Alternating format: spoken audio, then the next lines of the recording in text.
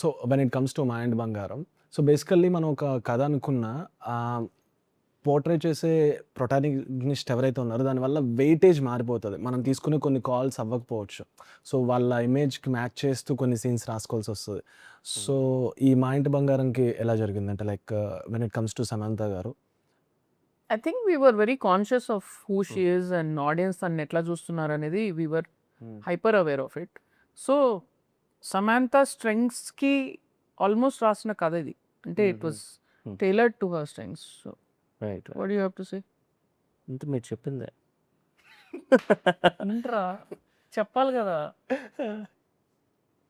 అంటే అంటే చాలా సార్లు మేము రాసుకున్న దానికంటే యాంప్లిఫై ఎక్కువ అయ్యేది. లైక్ ఓకే, ఇంత అంటే ఫన్ ఇది పర్వాలేదా, వర్కౌట్ అవుతుందా లేదా అన్నది ఇంకా ఎక్కువ యాంప్లిఫై ఉంది, ఎమోషనల్ ఎక్కువైంది ఉంది.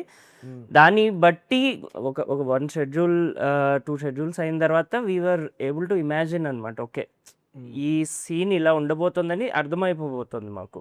సో అది మాకు నెక్స్ట్ డిస్కషన్స్లో అట్లో కానీ అడ్వాంటేజ్ అయిందనమాట. Like schedule బ్రేక్స్లో